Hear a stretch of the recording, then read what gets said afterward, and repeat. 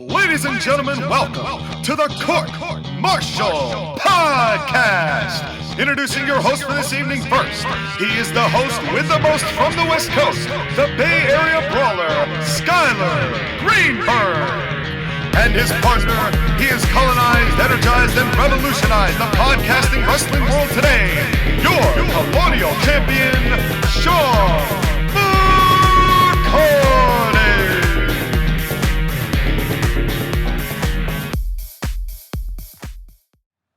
Welcome, ladies and gentlemen, to the Court-Martail Podcast. I know what you're thinking. Why the frick did they let JoshAgeddon take over the show? Well, that's because they're both cracked out, and I honestly, I don't understand it myself, but I do know crack was involved somehow. But again, I am JoshAgeddon, the owner and proprietor of both the Monster Energy Braun Strowman Appreciation Fan Club and Totally Awesome Wrestling.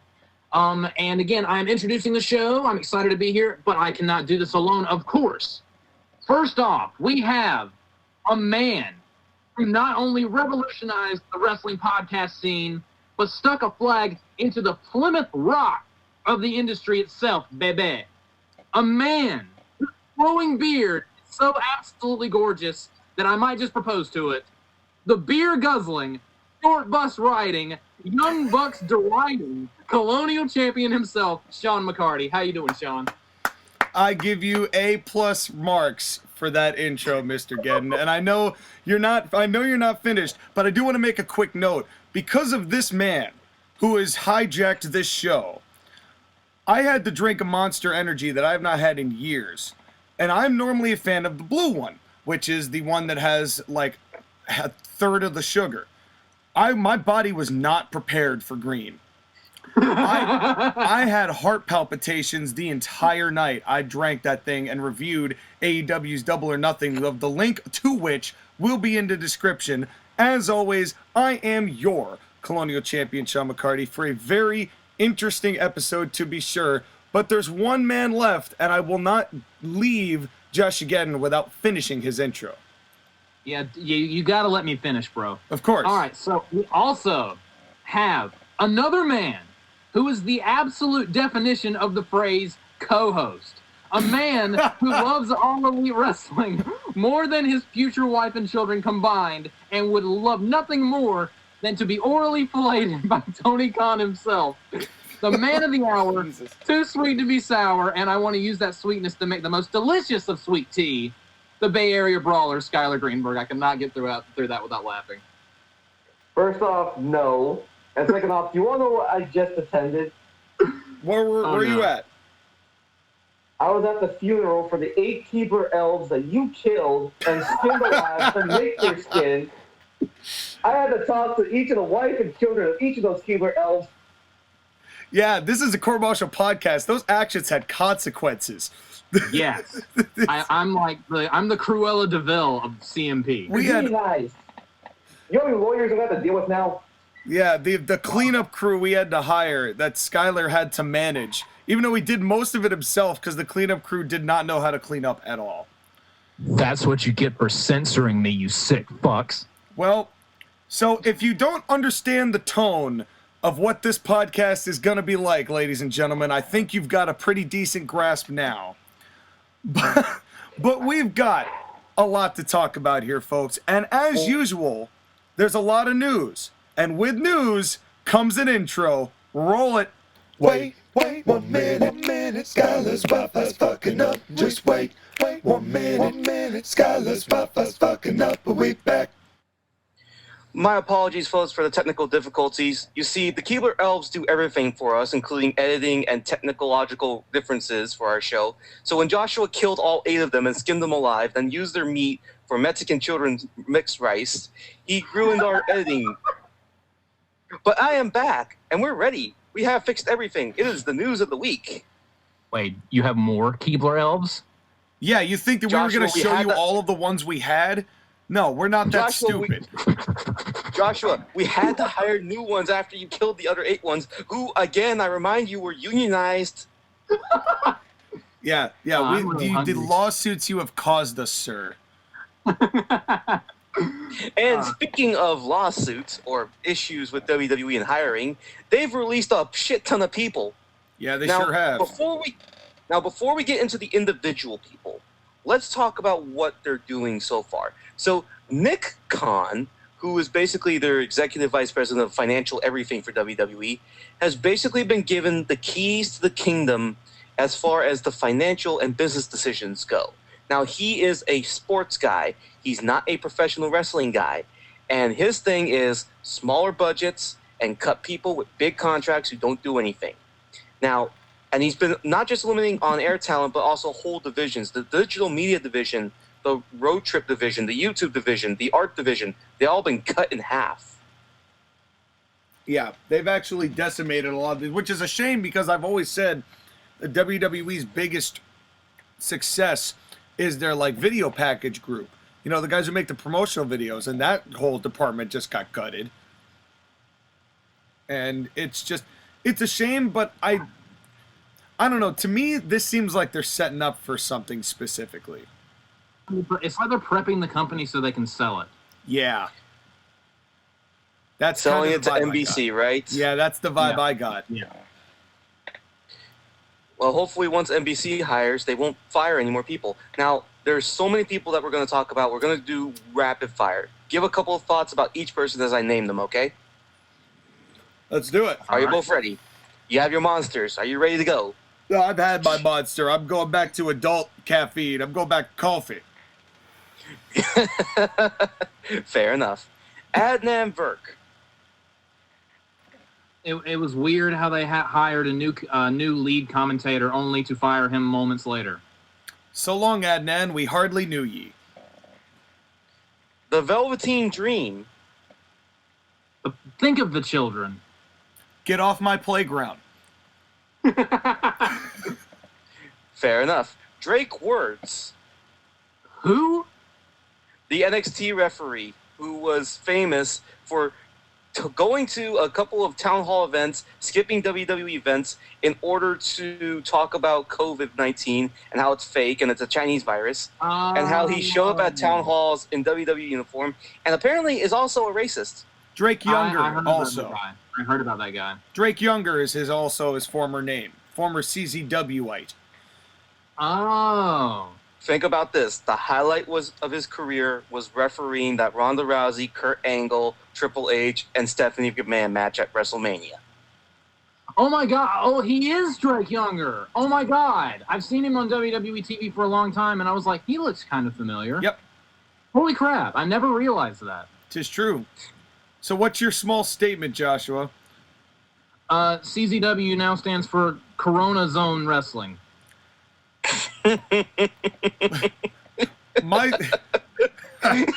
Yeah, and we'll get to that. Trust me, we'll get to that. My small statement is, again, get off the playground. Fair enough. Lana. Thank God. She's not even a wrestler. Good riddance. I don't know why she got rid of Russian accent. I knew she was ravishing Russian this whole time. I know she's now from Florida. Fair enough. Ruby Riott. I don't really care. Whether she's in WWE or not makes a little difference to me. The cold mashed potatoes I'm finishing are more exciting than Ruby Riott. Ruby Riott is the less interesting Shotzi Blackheart. I look weird, so that makes me cool. You're stealing my insults, Skylar, and I don't like it. Well, that's the insult you always use for Ruby Riott. But Look at me. Look at me. I'm a goth girl. I'm cool. I use it because it's accurate.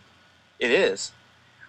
Buddy Murphy. But it's also our show, so your stuff is our fair game here on the Court-Martail podcast. You know what? Fine. All right. Every time you steal one of my gimmicks, I steal another Keebler Elf. Hey, you stole my gimmick first by doing notes, so shut the fuck up. And if I recall, the one time that you did a review without me, you stole my News of the Week intro.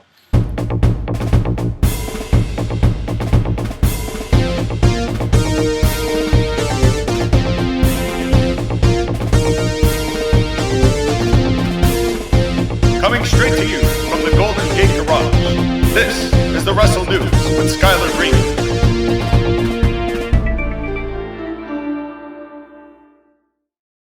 Yeah, that's correct. I did. So what are we talking No about honor here? among thieves and smarks.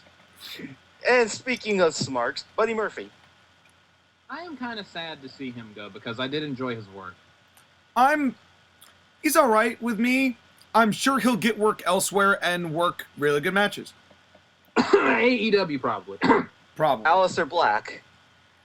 Very disappointed. I miss Zelina Vega. Yeah. He was so cool, and then they ruined him. Just like a lot of these other people.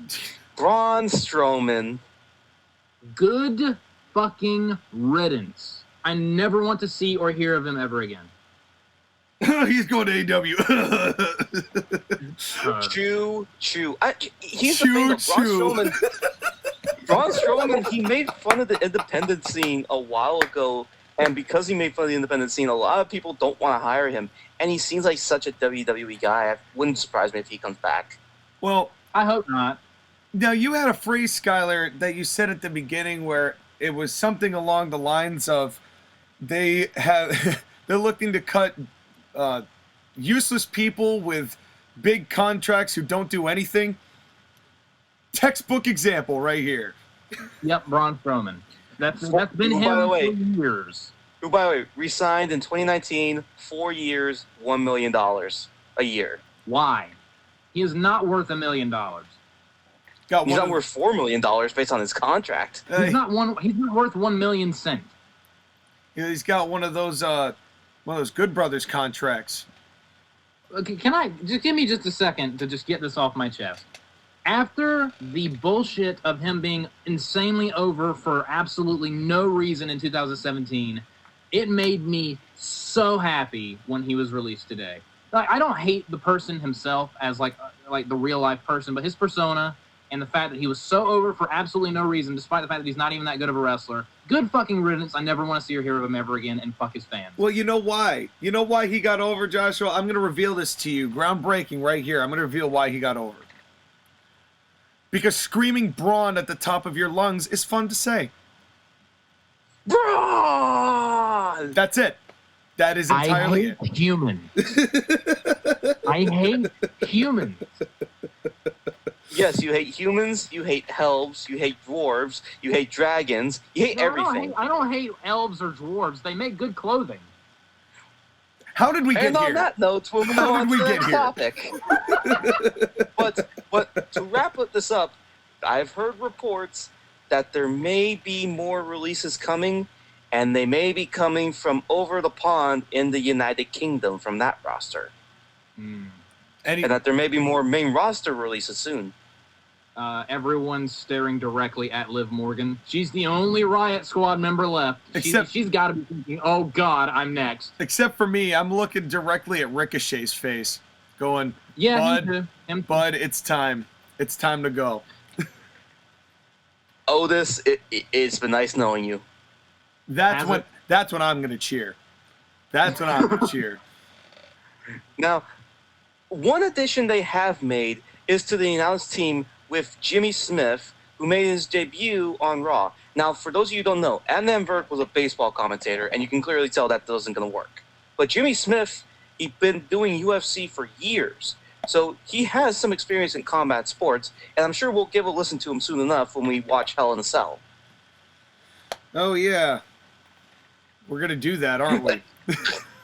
I'm forcing you to watch that show, Sean. That's right. Well, maybe after the way AEW went, I'm gonna have to force you to watch another one of those. But Fuck no. But now No. But the You can't pay me to watch AEW. Well, we will see what happens. We shall see what happens. In any case, the thing is, all I want is commentators that don't sound like they're being excruciatingly manufactured. Pat McAfee was a breath of fresh air. I just don't know without hearing somebody how they're going to do. No matter how good they are. We all liked Renee at first, and then that lasted all of a hot pancake, and then she was gone. Yeah, I know. So it's We hard liked to say. Corey Graves at the beginning, and then he got annoying. No, he was doing all right, but then we were kind of talking about this before. You can't, with heel commentators, they don't need to be strictly contrarian all the time. Yeah, it's insufferable. And I think that's where really Corey Graves kind of falters a little bit, because now he's just like, you're wrong, Byron, you're wrong, Byron, you're wrong, Byron, Byron, blah, blah, blah, blah, blah. And that's pretty much all we get. And it's just annoying. And then he shoots his wad when Carmella shows up. Who do you think loved the talent more? Carmella to Corey Graves or Vince McMahon to Shawn Michaels? Ooh, that's a hard question. Well, considering that Carmella and Corey Graves are actually fucking, I'd have to say those two. Well, Vince McMahon and Shawn were never fucking? News to me. No one knows for sure. Only Vince and Shawn know. But hey, as you know, Shawn found God and he got his smile back, so That's the one instance where Vince McMahon gave Shawn Michaels sweet chin music. And little did we know that Vince named his dick God. Okay, I think we have spent enough time. Just to finish this line, also makes the match in 2006 make way more sense. I feel like we've mentioned that match over the past few months, and now eventually we have to watch it. I know, it's like become a meme. It's become a meme at this point. Yeah. So I think we have spent enough time in Sanford, Connecticut, because I don't want to talk about Vince McMahon's dick anymore. Let's move to Florida, shall we? Let's talk about Tony Khan's dick. No. We're going to talk about a couple of things with AEW. Now, Shawn, you relayed this to me when you found out afterwards, after you guys reviewed on the Totally Awesome podcast. You found out a little bit of information, did you not, about the football match? I did. Would you please relay to the people the information you found out? So this is what I found out. So apparently, this stadium stampede, or football field bullshittery, as it has come to be known, the sequel, Electric Jugaloo, and so without getting into details of the match, we found out that Chris Jericho in an interview revealed that this took over 4 days to record. So what I thought was live, just that little finish was live, where they did that kind of little transition from them fighting to them going back into Daly's place. Everything else had been filmed prior to, and given the cuts in it, I'm not that surprised. But the other reveal is that they had stuntmen, they had stunt coordinators to coordinate the spots throughout the entirety of the match. Your thoughts? 2 things. 1, why does every wrestling company want to be a movie studio? 2, imagine putting so much time and effort into that. I know. I want to die. And then thinking it was fantastic at the end of it. Yeah. Did Darby Allin direct this one too? I don't think Darby Allin's that bad. I actually thought that the thing that he did with Sting, that tag match, was not the worst thing I've ever seen on the face of this earth. But this one, I thought it was a pretty tag match. This one was worse. Way worse. God, again, these two, for anyone who listens to this podcast regularly, they don't like AEW. I'm indifferent. Both me and Shawn hated the Stadium Stampede match. So you have a neutral guy telling you the exact same thing that they're telling you. Yeah, so this is not just biased opinions, folks. There is actual viability to this claim, but that's not all. There's one thing we missed. One of the things, now, when you finish with this podcast, and we thank you for listening to the entirety of this podcast, when you finish with that and then click on the link in the description to go listen to the 2 hours and change of commentary about the Double or Nothing podcast, it will be revealed that one of the things that was very confusing was the very end sequence. Because they come back into Daly's place, Jericho and MJF do their schmoz, and then Shawn Spears and Sammy Guevara get back in and do their fight in the middle of the ring. And then Sammy just pinned Shawn Spears flat, and that's the end of the match, and the Inner Circle comes in.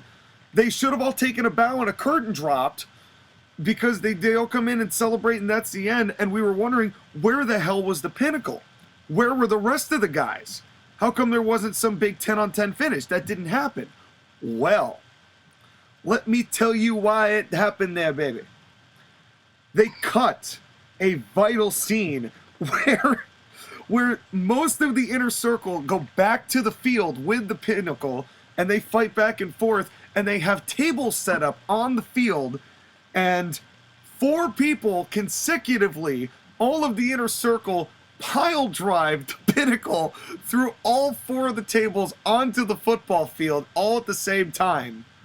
And that was supposed to be kind of the write-off for why none of the Pinnacle was able to come and have any sort of hand in the finish. That sounds so retarded. I hate it.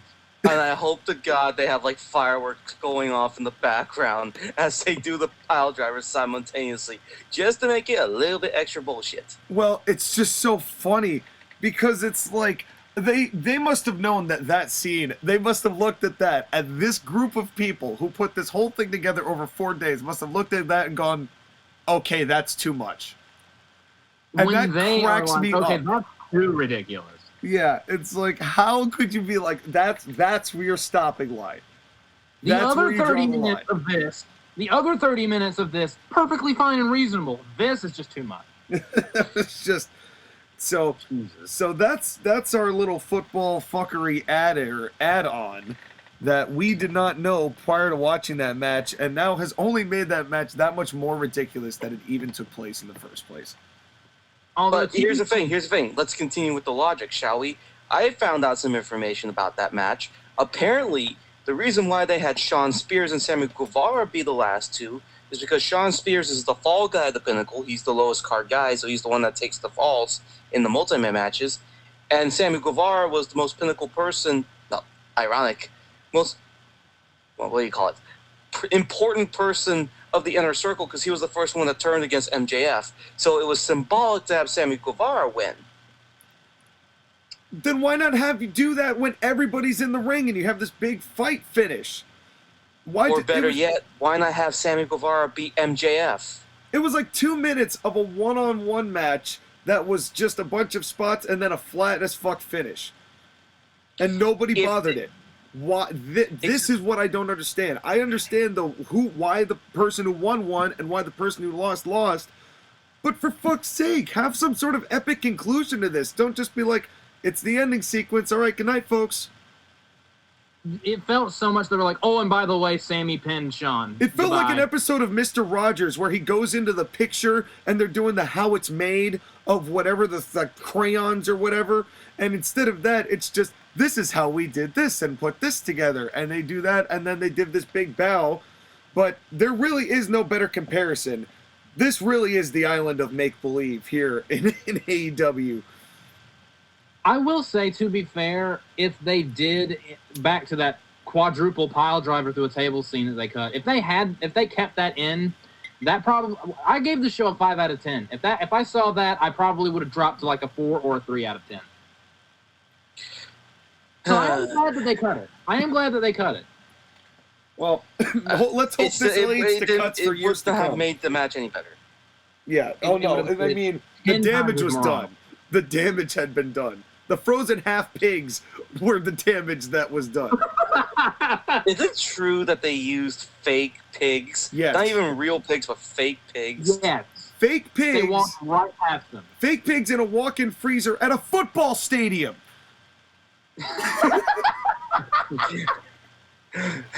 I feel like we have spent too much time, and we're going to get more angry if we continue talking about this match. So let's talk about something else with AEW and the recent newest legendary wrestler signing, Mark Henry.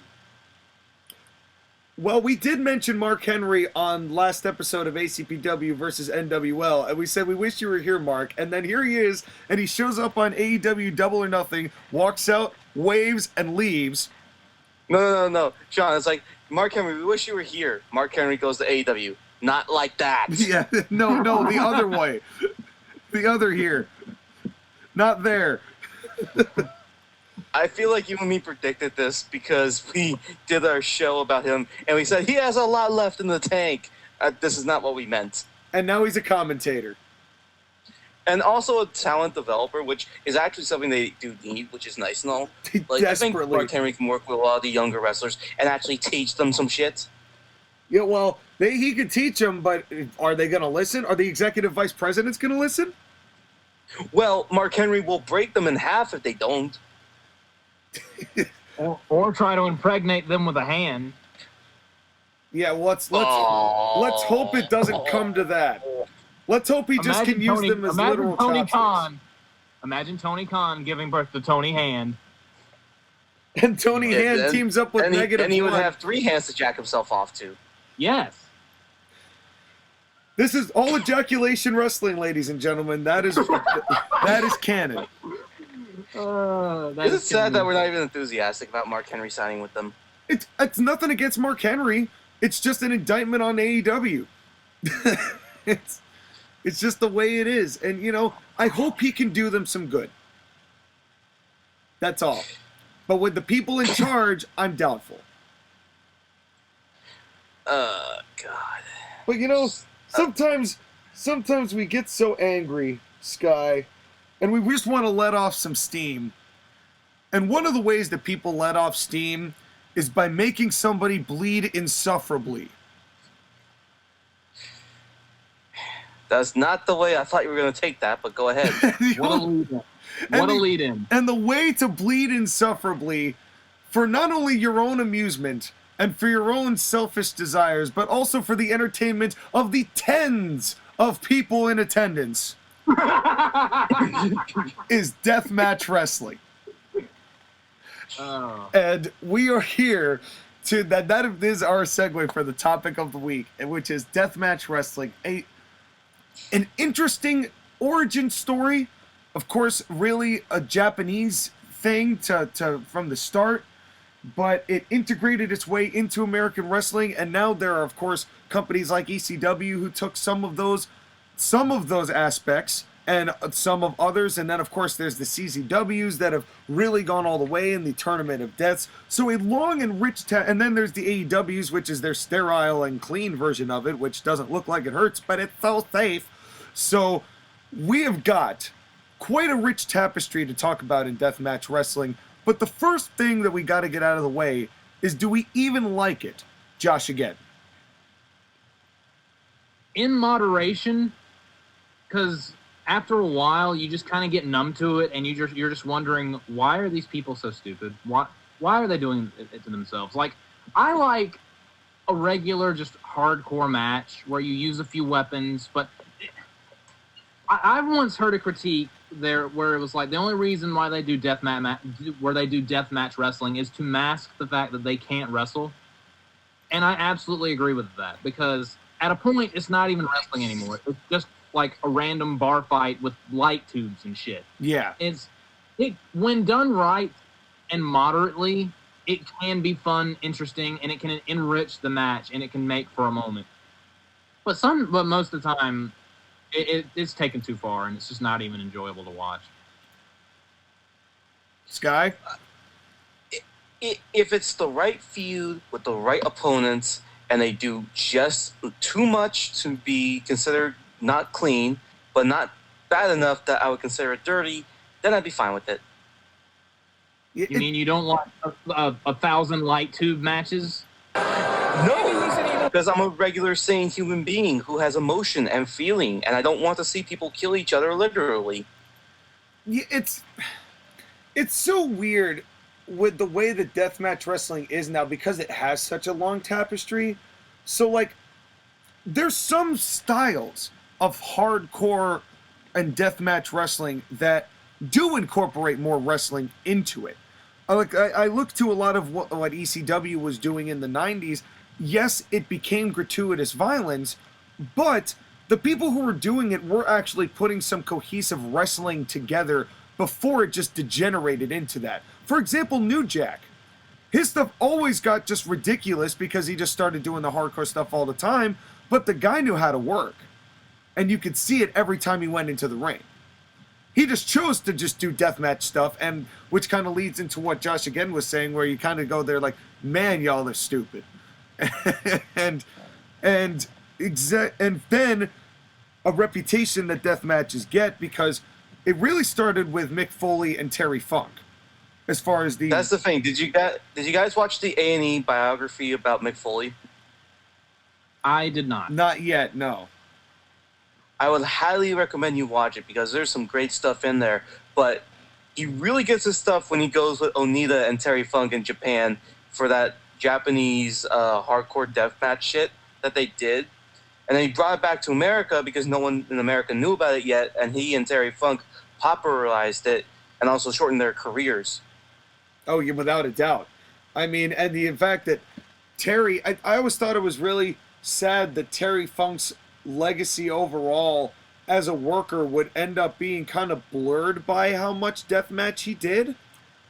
Because I always loved all of Terry's just straight up brawling wrestling that he did with him and Dory and winning the WCW title and all sorts of stuff like that. He has such a great career that doesn't involve deathmatch wrestling, and I think that's kind of my issue with it, is that deathmatch wrestling is a real easy way to get attention, but it's also a good way to lose your identity in it.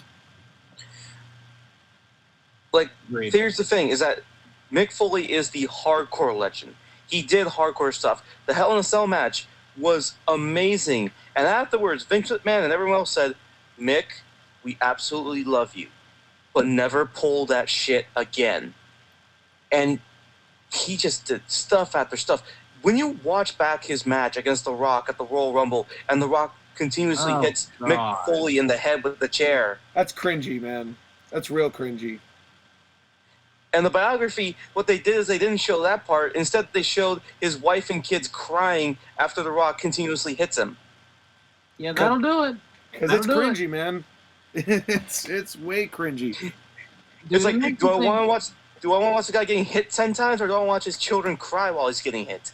Dude, that reminds me, there was a match in TNA where they did the ECW tribute show in like 2010. I think it was Hardcore Justice. Hardcore Justice.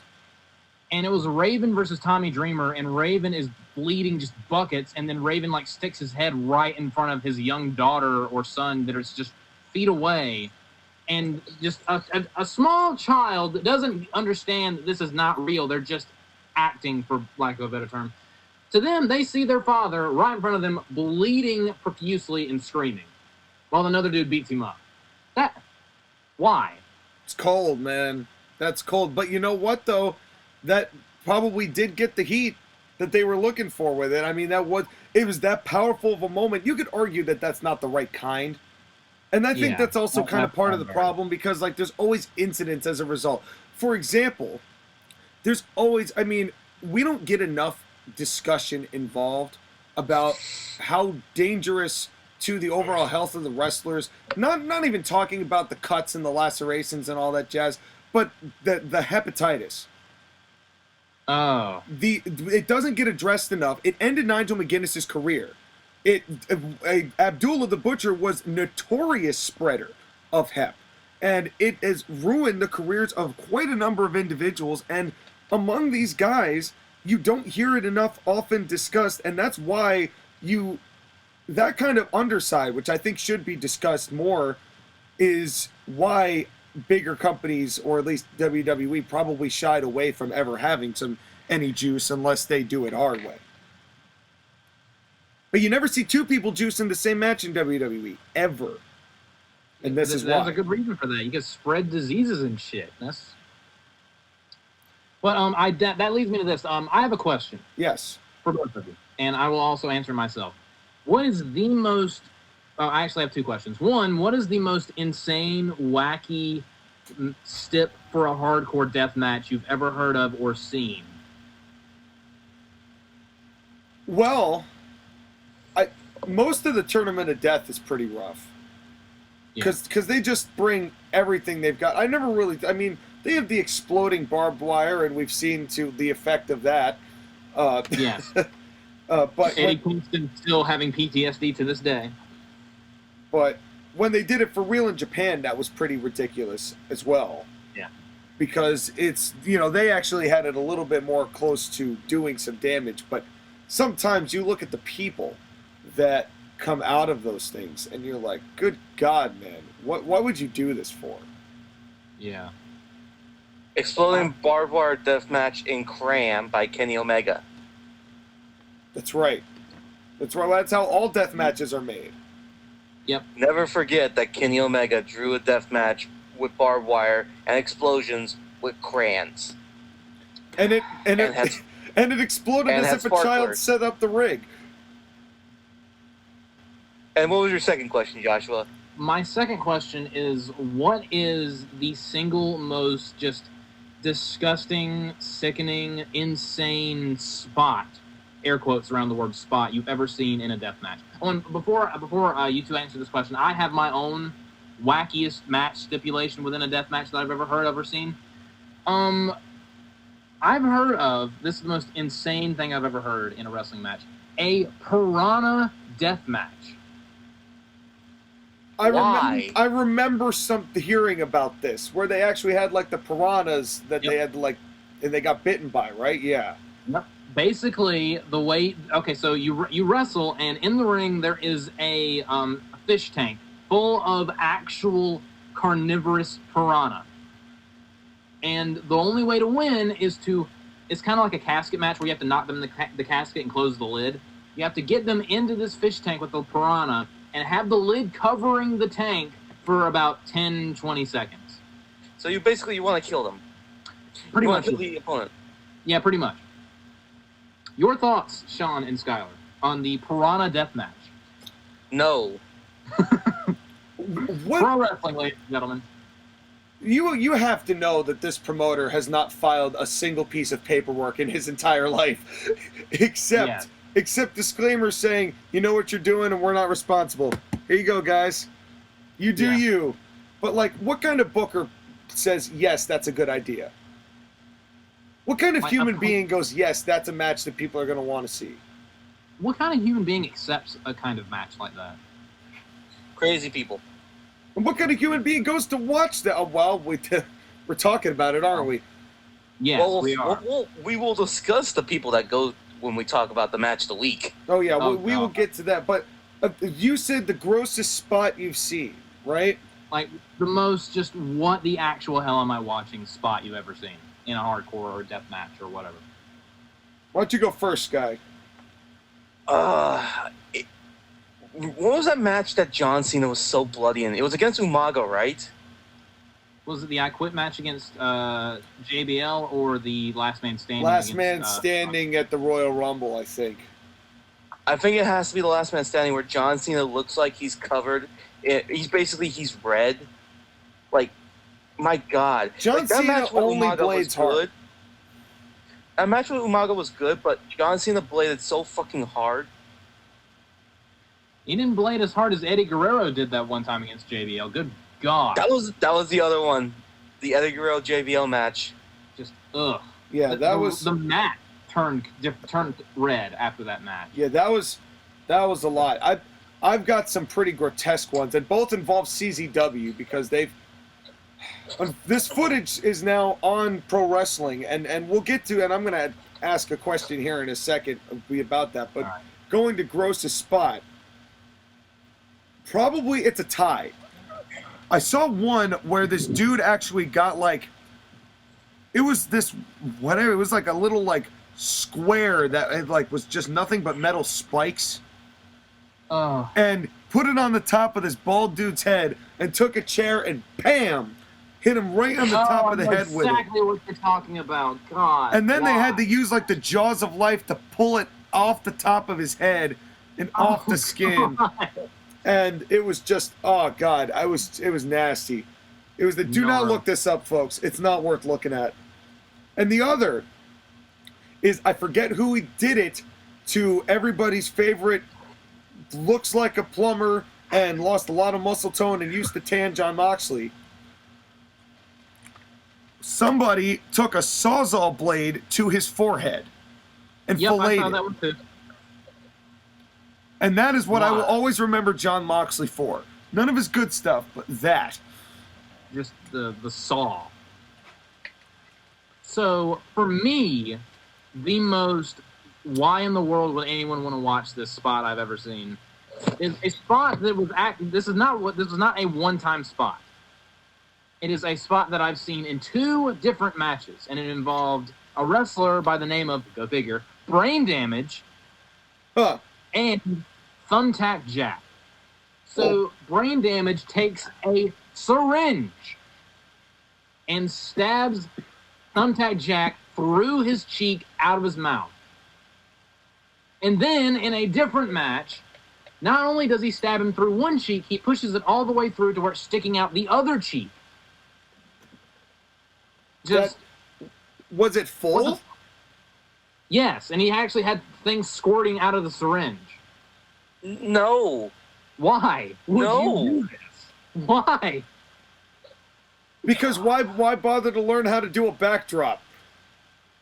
They're in front of maybe 20 people.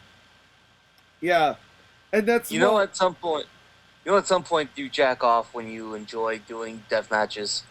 You have to get off every single time. That's the type of people that get into this shit. Okay. Yeah, no, it's true. It's like some people just love that. I mean, that Nick Gage Dark Side of the Ring was kind of an exposure to that, and like John Moxley himself saying, "Oh, getting 30 people to scream your name as you look like a goddamn Oscar in the garbage can on Sesame Street just got into a fight with the Cookie Monster and got beaten down for crack money, bringing crack back around." This is just, it's gratuitous violence, but some people love gratuitous violence. I do not associate with those people. And thankfully, you don't associate with those people. Yeah, and this kind of leads me to my overall question with this, because what is deathmatch wrestling's place in pro wrestling? Because there's the argument can obviously be made that deathmatch wrestling, it just gives regular wrestling a bad name and delegitimizes every time that something is used in a weapon in a meaningful way in a wrestling ring. However, deathmatch wrestling is also incredibly niche, and not everybody knows or cares about deathmatch wrestling, and they don't mind watching. When they go to watch wrestling, they're not thinking, "Oh, let's go see the three guys in the farm field where the cops can't go." They're looking at, okay, I'll just turn WWE on, which is arguably not that much better as far as what you're getting out of it, but conceptually, you're not getting the gratuitous violence part, but they're still intertwined, inevitably. There's always going to be a place for the out there crowd, the small group of people that just think differently than regular people like you, me, and Shawn. Ultimately, this type of wrestling is going to exist for the freaks and the people who cannot be regular wrestlers, and they have to resort to this. I'm talking about the Nick Gages, the Thumbtack Jacks, the guys who would otherwise never be accepted in professional wrestling, except they can by being in this really, really niche, small crowd type of wrestling, and they become stars. Whether we like it or not, they become stars. The size of that star is the debate, and John Moxley, I don't agree that you could get Nick Gage and maybe 50 people saying his name over and over, and then put him in front of a crowd of 10,000 people and have those same 10,000 people say his name. Because ultimately, this is the small mud show bullshit that is going to exist on the fringes. Like any other really, really niche sport that exists that's outside the normal. And as long as it doesn't go into the mainstream, I'm perfectly fine with it. ECW is probably the closest we got to hardcore wrestling becoming mainstream, and thankfully it was not as bad as what we could have gotten. I pretty much agree with everything you said. There's always going to be people like that who take it way too far. Are only what just happened? What just happened? I'm sorry, folks. I'm sorry. Start again, Josh. Again. Go ahead. I agree with that. Pretty much everything Skylar said. There's always going to be a very small market for this. You can barely even call it wrestling, whatever it is. And it's just like in every other sport. There's always going to be people like this. The equivalent of like a few people playing basketball in their backyard with set up basketball hoops and everything like that. It's the equivalent of that, except 10,000 times dumber. And again, I hope it like the closest it ever got to be mainstream was again ECW, and that's honestly as far as it should ever get.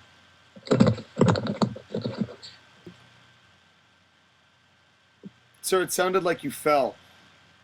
Oh, sorry, my bad. Sorry, I just took a bump. Okay, yeah, you took he took a rough bump because that took a long ass time for you to get up.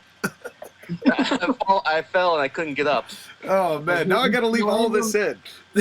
He landed on the same crash pad that Chris Jericho did. Yes. My pillow crash pad. Oh god. Well, the point is, as gratuitous as it is, as unhealthy as it is for the body, you know, it's like there is. I don't disagree with either of you. You know, the bottom line is, we've got to accept that deathmatch wrestling is going to be here to stay. And yes, ECW did popularize it, but when it comes down to what deathmatch wrestling evolved into, or some might say devolved into, the harm done to wrestling is minimal. It's the internet's fault for being around for deathmatch wrestling to be broadcast simultaneously and on the same platform as this podcast and other professional wrestling programs like NWA. Because I don't like the fact that it's technically on equal footing, but for the amount of views it gets for what wrestling is still perceived as, professional wrestling is doing a good enough job ruining its reputation on a mainstream as it is. Yeah. But Yeah, pretty much. every time that we get to a point where we say maybe there's a chance that hardcore wrestling will get a new chance, a new rebirth, and we'll see something truly magical, then we get a match where half of the cage is broken but covered in glass and barbed wire. And that can only mean one thing, folks. It's the time for the match of the week. Roll the intro. What time is it? It's the fight, it's the brawl, it's the match of the week. It's tonight, watch along with the son of a beat. It's one fall, the down for the 1, 2, and 3. So don't stall, hang on to the edge of your seat. We got a punch and a flip and a powerbomb too. All the moves and the stars are all under review. See the baby face cheer, then the heels get heat. This is wrestling at its peak. It's the match of the week.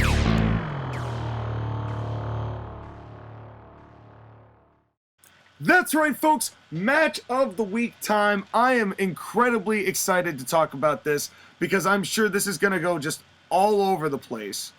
As did this match. Because there's no... and if you can call it that. It is Danny Havoc versus Sami Callihan from Cage of Death at some point in some time when Sami Callihan was actually in shape, which I didn't know actually happened. This is JoshAgeddon's suggestion, so I'm going to let him break down the match to start. You are welcome, first of all. So, I believe this was in 2009. And basically, the feud behind this, because there actually was a feud. So, it was Sami Callihan and Danny Havoc had been feuding for a while. And during the feud, Sami Callihan was in a group called the Switchblade Conspiracy, which in my opinion is a very stupid, just overly just mouthful name for a group. So during that, he had a switchblade with him. And after a match with Danny Havoc, they did a thing where a segment, an angle where Sami Callihan pretended to slice Danny Havoc's wrist, like on the line. Right. And Danny Havoc in the hospital in the middle of the show for an angle for their feud. So they had some matches, they trade wins and losses, and then they decided to end their feud in whatever the hell this was. So basically, just imagine a steel cage. But the steel cage, like, you know how, all right, imagine Spider-Man 1. When it was Spider-Man versus Bonesaw! He's ready.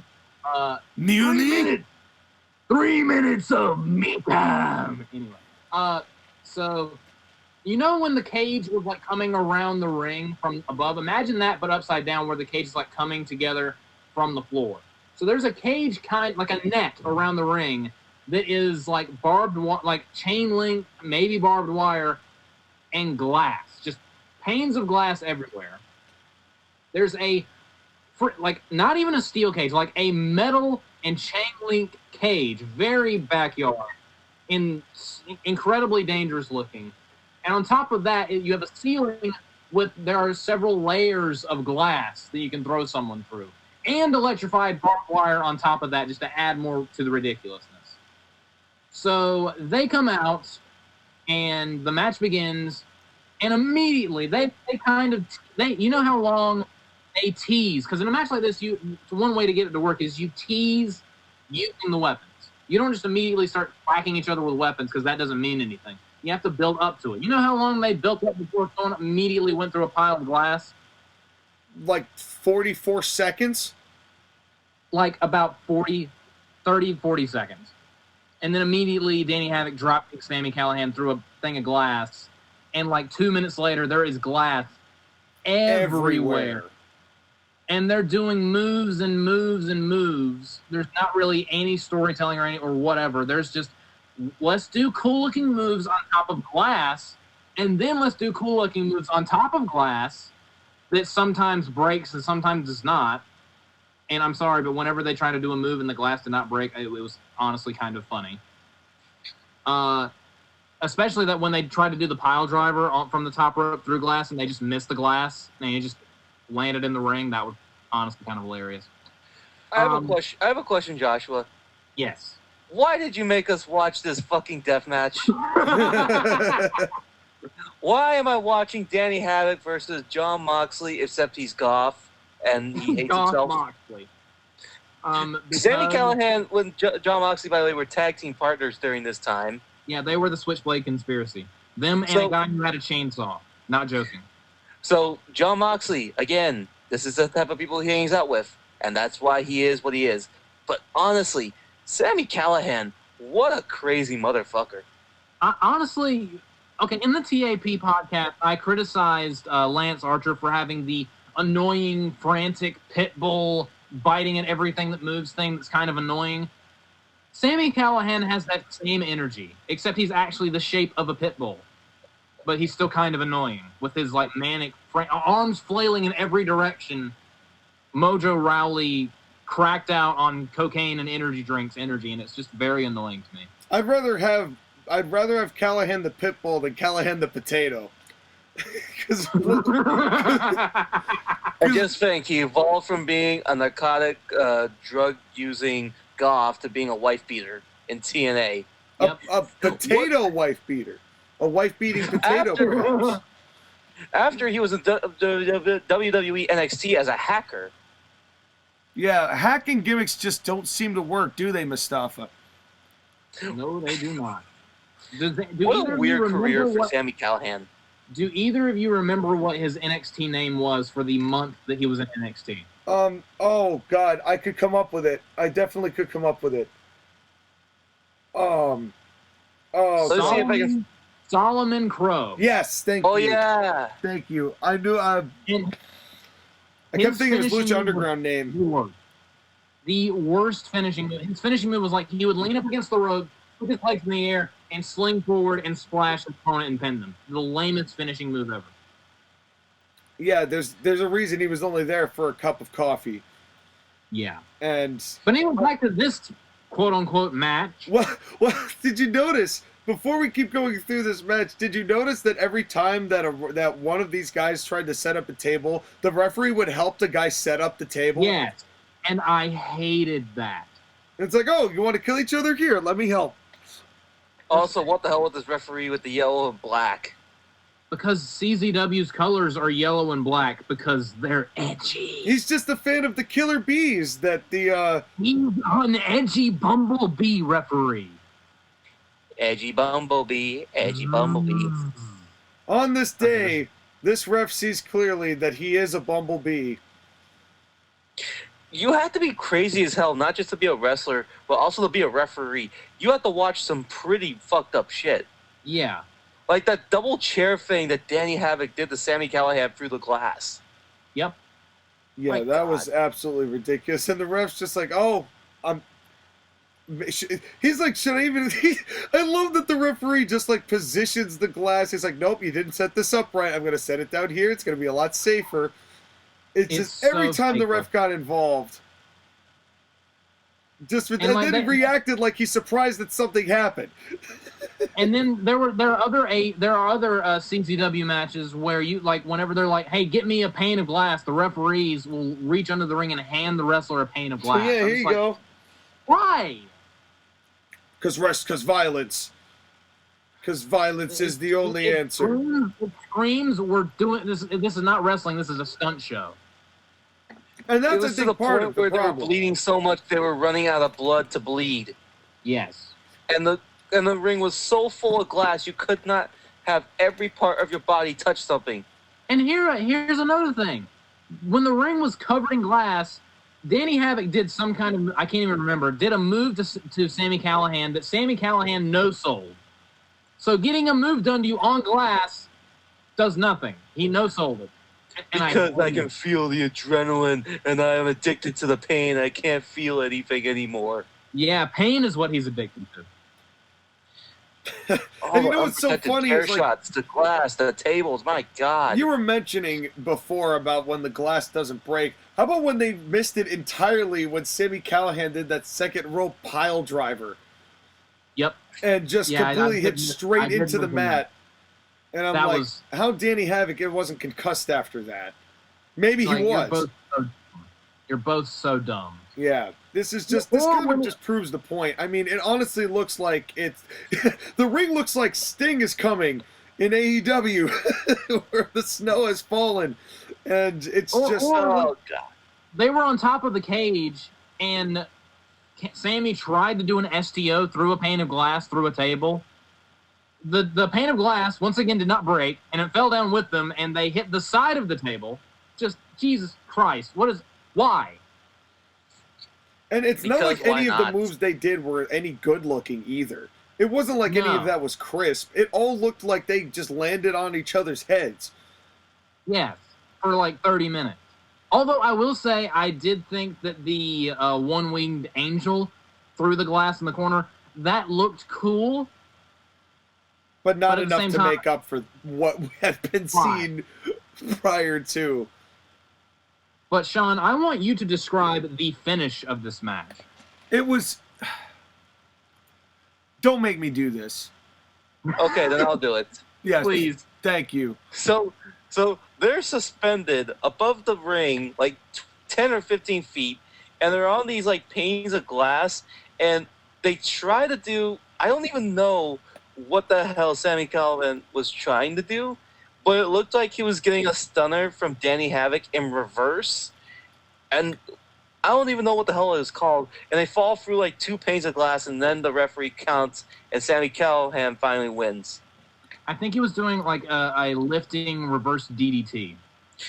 Well, it's interesting. Is that an actual wrestling move? 'Cause I don't it just think looked like so. he lifted him in the air. I don't think Just- so. Well, it's kind of hard to tell, but The It interesting just looked like he thing, picked him up and fell, and they both fell. but I think what Sammy was trying to do, I think he got like a dragon sleeper. So I think he was trying Yeah. to do like a dragon sleeper / Bubba Bomb, and that's, I don't know what that would even do. That makes no sense at all, but that's what they did. But he ended up, Havoc ended up coming out from underneath his arm, so they both just kind of fell. yeah. And then the cover to win this match was, of all the things to critique this, the cover was the worst cover I've ever seen. Like, Danny was on top of Sami Callihan, and he pinned him while his shoulders were not down on the mat. His shoulders were down on top of Sami Callihan. His shoulders were on Sami Callihan's legs, as Sami Callihan was basically putting one arm above his neck, and the referee counted 3. Just Because it was time to stop. And it was like, this is but my let's turn. make this even worse. The lights go out, and when they come back on, who the hell is this guy? his name, I'm not joking, is the Necro Butcher. Oh yeah, the Necro Butcher bump. But Necro Yes. Butcher is an old deathmatch class. Even like there are certain wrestling guys who actually have respect for him, and he does know how to wrestle. Does Necro Butcher? Yeah. But he was notorious remember- for being a deathmatch wrestler. Yeah, and I remember there was one match between Necro Butcher and some other guy versus John Moxley and Solomon Crowe. The finish of that match, Necro Butcher just punched Sami Callihan over and over and over again until Sami Callihan stopped getting back up and he pinned him. It was hilarious. Sometimes that's all it takes, just beating him down. Yeah. So And you're then done. Danny Havoc gets up and just walks and staggers and has enough time to grab a beer with Necro Butcher, even though he just lost the match. Yep. And went through 87 panes of glass. Yeah. So, the no selling is the John problem. and Skyler, your thoughts on this just athletic display, this absolute clinic in wrestling ability. Your thoughts? Well, I don't know why anybody bothered watching Ric Flair and Ricky Steamboat do anything when this has been on the table this whole time. I mean, this is easily leagues above anybody who actually drew viewership and money whatsoever. This is the career to aspire to.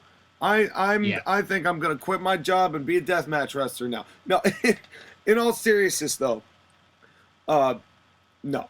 But Shawn, your acting was less convincing than Rey Mysterio and Dominic. But because I 100% did not mean what I say. When I said I want to be a deathmatch wrestler. Here's the thing. We said it before. You get desensitized to it. At some point in this match, I just kind of was like, eh. And then I just didn't care. Because it was just the same stuff over and over, just in other spots and doing, more glass, okay. And then they do a bomb, okay, and all their stuff, they just landed on their heads. When it becomes so gratuitous and commonplace, you just don't, you just lose interest, you know? And then they started botching the glass spots they were doing. Yeah, and it's like, and the problem is the no-selling.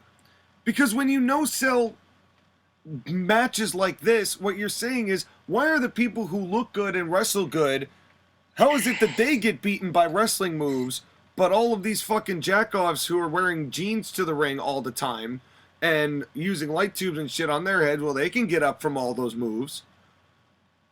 So, well, the implication is that most regular people are not going to see this shit, and because they're not going to see it, they're not going to know it exists. But conceptually, that's my issue with this, and it's good evidence of that because we saw a lot of fucking no-selling in this, particularly at the end when Danny Havoc's like, oh, I just got my shit rocked, but all right, hey, let's have a beer. Because why bother? Why bother? Because there's nothing I like more after a death match and I'm bleeding buckets of blood than to have a nice cold beer. Have a nice blood thinner. Good idea. So, Skyler, your thoughts on this instant classic? Fuck this match. And you are never picking a match again. We said that the last time, though. You also said I was never doing notes again, and that went well. Well, I got outvoted 2-1, so what are you going to do? Well, I'll tell you what we're going to do. Is we're going to leave this match in the dust and the blood and the glass and the Bumblebee referee, Jiminy G. Yeah. And I don't think that's his name, but if it is, he should change it. It should be his name. The Bumblebee referee, Jiminy G. Anyway,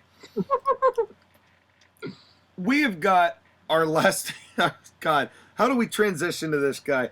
Well, you know, it's hard to say when it comes to death matches just how grotesque and gory they are and where's the level. How do you gauge what a good death match is supposed to be? And I think that the only way to gauge is by finding one of those staple deathmatch wrestlers and taking a look at his career, if you could call it that. And because it's timely right now, and we had the most recent release of Dark Side of the Ring, which we can talk about as we talk about this dude, it is, of course, the man, the myth, the legend, in his own mind, Nick Gage. Who wants to start? I'll start. Where to even begin? There are some people that I've met in my life where I'm just like, you are a stupid person and I don't like you. If I met Nick Cage, if I met Nick Cage, I would be awesome and we would have a lot of fun. But if I met Nick Gage, he would be one of those, you're a stupid person and I don't like you people that I've met. I have never seen a wrestler who appeared more just not even, there are wrestlers where you're like, oh, he's out of his mind. And then there's this guy. He doesn't have a mind to be out of. He's one of the He's one of the dumbest human beings I've ever seen in my life. And speaking of the Dark Side of the Ring special, every time he spoke, I wanted to headbutt something. He even talks like a dumb person. The things that he says are all stupid. His cadence is stupid. His vernacular, or severe lack thereof, is stupid. Everything about him screams stupid. So he's more stupid than stupid Strowman. Yes. Him and Braun Strowman should be a tag team, and now they can since Braun Strowman got fired. Good, see you, bye. I hate to say it, but Braun Strowman's above deathmatch wrestling. I would so much rather have a conversation with Braun Strowman. Not even joking. Like Braun Strowman could at least talk about Kentucky for a while.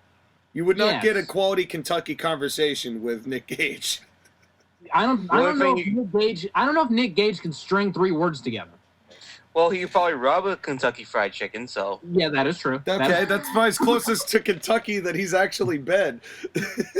Seriously, when they talked about the spot where he did a suplex through a flaming pane of glass, which... What the fuck?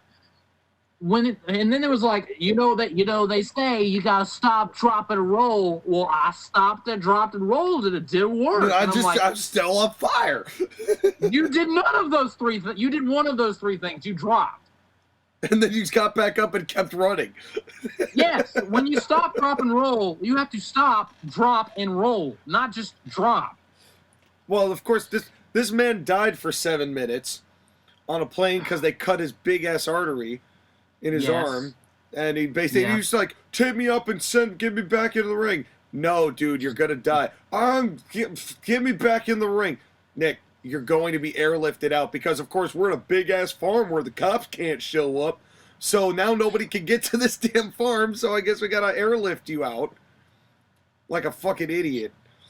Yes. This man, I don't even want to talk about, like, his deathmatch acumen because this guy has just been unsafe. He's done whatever he's wanted. He's lied to people deliberately just to fuck with them, a la Pizza Cutters, not only to David Arquette, but also to... Who was the other one they interviewed there? They mentioned Pizza Cutters twice.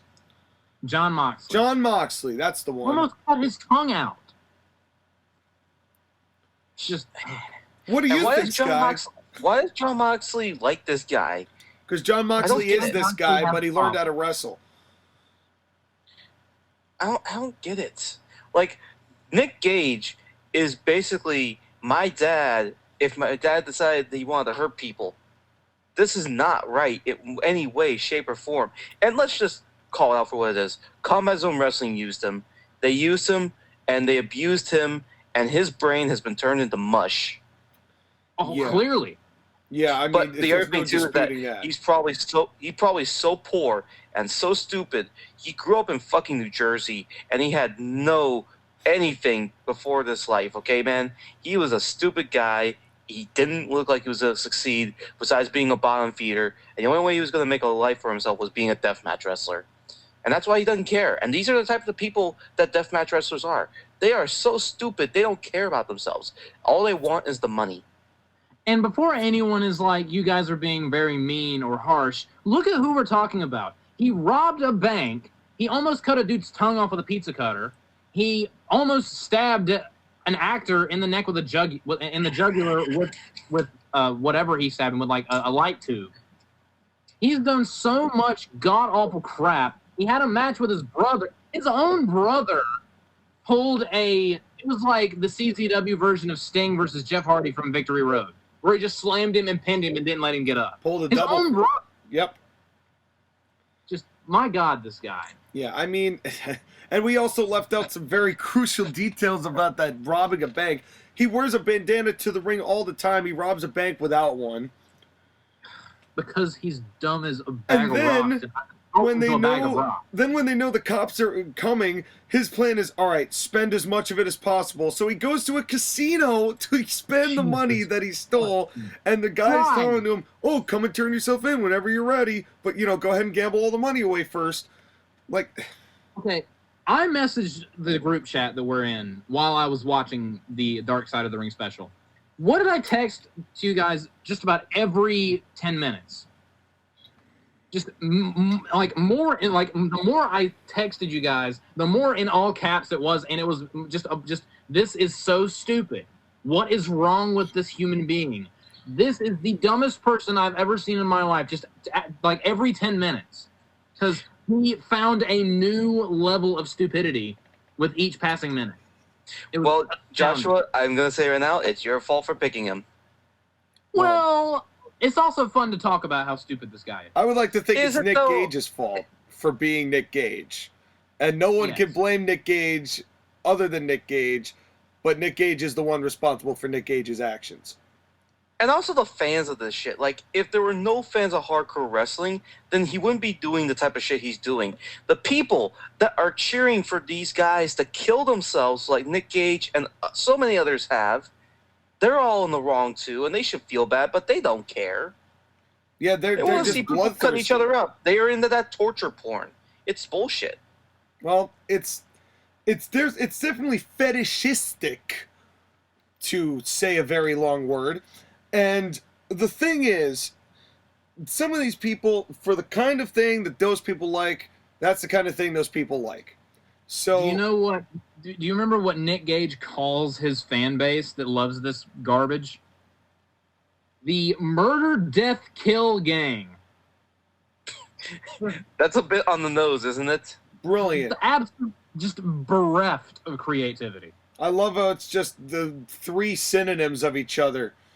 It's like, oh, what I do, murder, and I kill people, that's different, and death, that's Yeah. not the same thing, you know, that's what happens afterwards, so that's not the same thing. Big brain Nick Gage here with But the problem is, I honestly, in some ways, he's a man that I don't really have any sympathy for, but in a way I feel bad, because nobody has ever really had his back, and he's turned his back on other people as well.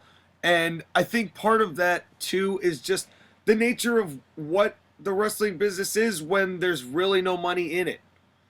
And people still want to live the lifestyle of what wrestlers live. And it's just, it's sad that wrestling has to have people like him on the repertoire. And, you know, and he's probably the only guy who could ever make wrestling fans really sympathize with David Arquette.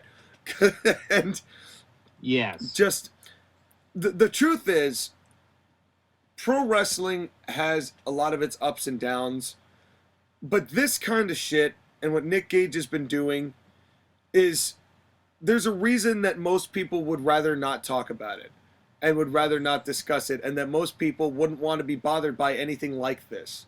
And it's hard to blame them when you've got people like this leading the crusade.